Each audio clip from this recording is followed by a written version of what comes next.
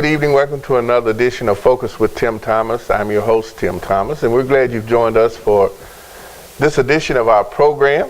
We encourage you to call someone, let them know Focus is on the air. We are coming to you from the Government Center in downtown Madisonville, inside here, the fiscal courtroom. Earlier today, we did an interview with the new Hopkins County Judge Executive, Jack Whitfield Jr., and now we're bringing in a great friend of mine who is known all over the community, all over the region, and none other than Mr. Mac Wells. Hey, thanks for having me, Tim. I appreciate it. Glad to have you. He is the Executive Director of the Door of Hope. And we're going to learn more about what the Door of Hope is and what it means to our community. So if you're saying, well, what is the Door of Hope? That's what we're going to tell you all about today. Yeah, the Door of Hope is a pregnancy care center, and what we do is our mission is we want to offer Christ-centered help to men and women before, during, and after pregnancy decisions. A lot of our clients are young women who find themselves pregnant, perhaps unexpectedly, and we are there to offer assistance, service, training, whatever they might need to go into this journey. We don't want them to have to do that alone. So that's our main goal, is to share the gospel with, disciple, and train young women and young men to be ready to be parents. Wow. How long has the Door of Hope been in existence? 1994 was when the Door of Hope began, and my sister was the founder of Door of Hope. That's right. Yeah. And so I'm the first male director that we've ever had, and first male employee, I guess. My sister, she founded it in the 90s, and she had a tragic story where she had a pregnancy loss. And as part of that loss, she asked that donations and memorials be made, gifts, to start a pregnancy center in Madisonville. And so she had some money roll in from that, and they started over on the north side of town in the Segabarth's office complex by the YMCA. That's where we started. Wow. Yeah, and I had forgotten about your sister starting that, and such a beautiful person. Yeah. And I think that's what really draws people to her, because of her spirit. Yeah. Beautiful inside and out. Absolutely. Gwen is, she's very special. She really is. She really is. And we've seen this flourish now into what it is today. Yep. We're a medical center now. And so we have some capabilities that we didn't have when we first started, and we're pleased to be able to offer the services that we do. We've moved to 1805 South Main Street. We have a full house, so we've got a lot of room, a lot of space now to do our ministry. Sure. We'll put that address on the screen, but when you speak of 1805 Main Street, kind of give us an idea of where that's located. All right, 1805 South Main Street is if you're going south on Main Street, you come down to where Marketplace and Burger King is, and we're sandwiched right between Marketplace and Burger King. It's a old white home, and beautiful place. Yep. Yeah, it is. It is not so beautiful right now. We had a new sidewalk put in this winter, so we're waiting on some grass to grow back. Yeah. It's a little torn up. Yeah. But it is important for us to spotlight and talk about the issues, women health issues. Yeah, that's right. Yeah, there's we are a pro-life organization, but the way we see it is, it's easy to go out and be anti something or against something, but what we want to be is for something. So we're pro-life, and we don't want to just help a girl make a decision to keep her child and pat her on the back and say, good job, we're glad you made the decision. We want to put our money where our mouth is, so to speak. So if a girl does choose to carry her baby and become a parent, we want to walk with her up till the child is 2 years old. We'll continue services, and we make sure that she's got what she needs: diapers, wipes, clothes, even maternity clothes when she's expecting. Well, how many do you service now? How many people are taking advantage of? Well, I just looked at the number yesterday, and I think that there were 76 distinct clients that we had in 2018. What I mean is not 76 visits, but 76 individuals. Most of those individuals come back multiple times, time and time again. And that shows you the worth of it. Yeah, it does. It really does. It really does. Yeah, we've got, we're starting our men's ministry. We've been trying to get a men's side of Door of Hope going for a couple of years now. I think having a male presence inside the building has really helped with that.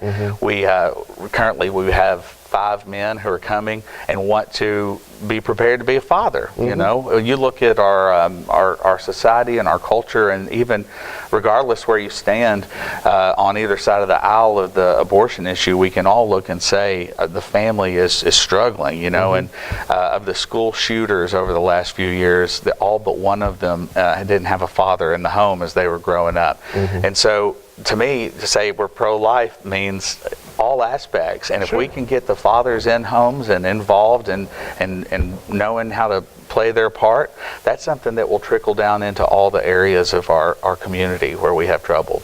Right. Tell us about funding. We are completely donor funded. Every dollar that we get either comes from a business or an individual or a church. We don't receive any government funding. So we have we have lots of individuals who are donors, and they're monthly donors. We've got individuals that'll send $20 a month in, and that adds up. Sure. You know, a big chunk of our funding is from the dozens and dozens of people that send in $20 a month. We have 2 main fundraisers during the year. One is a March, isn't it? One is it's in March. Yeah, it's in September. I thought you were talking about the month of March. Yeah. In September, we have the Walk for Life, and it's at the First United Methodist Church. And then if you're interested in that, get a hold of us. You can be part of that walk. And in the spring every year, we have a fundraising banquet that's at the First United Methodist Church, typically. And that's our prime fundraiser. You know, we'll have tables and dinner, and it doesn't cost anything to come to the dinner. And we ask for donations that night. And we also ask people to be a monthly supporter at that time. And that's our main fundraiser. We usually walk away with nearly half of our budget from pledges and gifts on that night. Wonderful. And you being here in the community, I think you know as well as anyone does that this is a very caring and giving community. The issues that they share, that is shared with our community, they respond. Let me pat our community on the back for a minute, if you don't mind. Our ultrasound machine over the summer had gotten just almost unusable. We couldn't get a clear scan. We couldn't pick up a heartbeat definitively. And so we put out the plea to the community, hey, we're going to have to buy a new ultrasound machine. And our goal was to raise $22,000. Tim, let me tell you, all I did was send out a letter and do 2 Facebook videos, and we had that over $22,000 in a matter of 3.5, 4 weeks. Yeah. Wow. The community is so great, and I just love seeing the buy-in. You know, and again, it was a lot of $20 and $50 checks come in, and every little penny that we get really counts. It really makes a difference. It really does. It really does. And so. That's why we want to see this continue to flourish, and we encourage our listening audience to send in your tax-deductible donation to the Door of Hope, because this is one organization that is really benefiting people. Yes, yeah, that's right. And if you're interested in becoming a donor, call our center at 270-821-9825. And we can get you set up. We have, you can get on our mailing list. You can have an automatic withdrawal done. You can pay on our website. You can donate in multiple ways. We want to make it as easy for the donors as possible. Are there any other services that you offer? Yeah, let me tell you, the way that we offer free pregnancy tests first, and then we offer free ultrasound scans. Now, everything that we offer is free. We don't charge for any of our services, so that's part of what these donations go towards. Free ultrasound scan, free pregnancy test. We're looking into starting to do testing for sexually transmitted diseases. Will be free of charge. We do mentoring classes for women, parenting classes for men and women. Now, when a girl or a man comes in and does the parenting classes, for each visit they earn what we call points, and then those points are redeemable in what we call our blessing closet, which is essentially a store. Has everything you need in there: diapers, wipes, baby clothes, maternity clothes. closed. So each visit you come and spend with us, you earn points to spend in that blessing closet. Now we also offer we offer some counseling for women who have had pregnancy loss, miscarriages. That is a special area in my heart, I believe. I think a lot of times people take for granted how painful and difficult a pregnancy loss can be, or when you have a family that wants to get pregnant and they're trying and they can't do it. There's a lot of grief associated with that. So we have trained counselors. If you've experienced that, please get in touch with us. We want to try to help walk through that grief with you. We also offer counseling for women who have chosen to have an abortion, and if at some point they begin to have regret or grief because of that, or wish that they hadn't, been in the situation where they had to make that decision. Most of the time, that's women that have had this 20 or 30 years ago. And now they're an adult and maybe even have other kids, and it's really starting to weigh on them, and they'll come in and want to go through that. It's all private, completely confidential. Everything that we do is completely confidential. Even the girls that come in to get their first ultrasound scan, they may not want anybody to know they're pregnant if it was an accident or unexpected. So they don't want to go to the hospital. They don't want to go to the clinic where it's out on Front Street, if you will. But we have a fenced-in parking lot. Everything's completely in-house and confidential. Right. Being a man of faith as you are, and I would think that from a spiritual standpoint, prayer has to be the main basis, foundation. It really for the is. Door of Hope. That's right. And I'm glad you mentioned that, because I wanted to talk about a few ways that you could get involved. And prayer is the easiest thing that anybody can do. We have in our facility a prayer room, and we're always looking for prayer partners. And we have several women, and it can be men, who come in on a weekly basis. Every client that comes through our door and we do a visit with, we ask them their prayer requests. They fill out a card of what their greatest needs are, and they go into that prayer room. And there are dedicated people every week that come in and pray specifically over those cards. We're always looking for prayer partners. If that seems like something you would want to do, get in touch with us. Again, 270-821-9825. We're always looking for people that can pray for us and with us and for our clients. We also look for mentors, and what we mean by that is individual women or men that will walk through the program with our clients. It can sound intimidating because you may be listening right now and think, oh, I could never be a counselor. Well, that's not what we're asking you to do. Most of our curriculum is preset and DVD based and worksheet based, and all we're really asking for mentors is to be a friend that watches the material with the client, walks with her and gets to know her, and is there for an emotional, spiritual, and physical support. Now, in order to become a mentor, we have a pretty extensive training that you have to go through and an interview process. But if that resonates with you, give us a call, and our client services director, Tammy Carr, can get you set up in the program to become a mentor. Right. So a wide range of services offered. Yeah. Yeah. And when you're speaking of prayer, and prayer is definitely the key. It is. to life, you know. And my pastor calls it going through life's uninvited interruptions. They happen. We don't invite them in, but they happen. Right. So you have to be able to pray, and have someone a lot of times there that can pray with you. That's right. And we offer prayer with our client. Every client that's in a session with us, we offer prayer. Now, almost always they accept it and want the prayer, even if they're not necessarily a believer in Christianity. But occasionally somebody won't. But almost everybody always will accept prayer.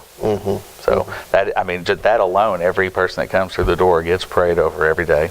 Wow, that's why going back to the ultrasound machine, that's why you were blessed so. It happened so quickly because God had favor on what is taking place at the Door of Hope. That's right. Yeah, that's just the way he works. That's the way he works. It is. I have a firm belief when it comes to the fundraising side that if we do the right thing, Yes. and that our heart is directed towards God and our focus is on what Jesus tells us the two most important things is love God and love our neighbors. And I believe that if we're doing those things, the money will come. And I've seen that over and over again. If the focus becomes on the money and the fundraising, it becomes a struggle. But as long as the focus is on the client and on God, the money is there. Yeah. Coming a little off base here, but you know, Mac, we see so much going on in our country now. So much taking to division and backbiting, and so much taking place now. How important is it for us as Christian believers to really take up the cause of Christ? Well, that is, as you know, Tim, I'm also a pastor, and that is an issue that really stays on my mind a lot. That in this climate, in this day and age, how do we as Christians best represent Christ? The church in England has a projected end date. And what's happening in Europe, you can expect we're headed that way. Their church has declined so much. I was at a conference where somebody asked a representative from the Church of Scotland, what do you wish that you could have done different? And he said, we spent too much time fighting stuff in the political arena and not enough time loving the people around us. And so I think it's important that we have our convictions that stand on the Bible, and we have our biblical convictions, but that is not the starting place for our love with people. And so as Christians, I feel like it's important for us to have our convictions, but as Paul says, if we don't have love, I mean, what do we have? It's probably just nothing. That's right. That's right. We must have that to survive. That's right. And the door of hope is showing that love. That's right. That is what I hope to see out of the door of hope, is that the love of Christ is shown to everybody that comes through the door, regardless of what decision they are going to make or have made or anything. That love trumps it all. We're not, we may be pro-life, but we're not a political organization. We're a Jesus organization, and that means we love unconditionally, regardless of what decisions have been made. Wow. Very powerful. No shame. Yes. And when you don't have any shame, you stand on those principles. That's right. You can't go wrong. Yeah. There's no way to go wrong. We're going to put on the screen the address, the phone number. Maybe you're not someone that needs help of Door of Hope, but you may know someone. Let me give you another number. I've given you our address, and I've told you if you want to get involved, the number to call. Now, let me tell you, if you're watching the show and you know somebody that needs our services, or if you need our services, any of the services that we've mentioned, call or text 270-836-8001.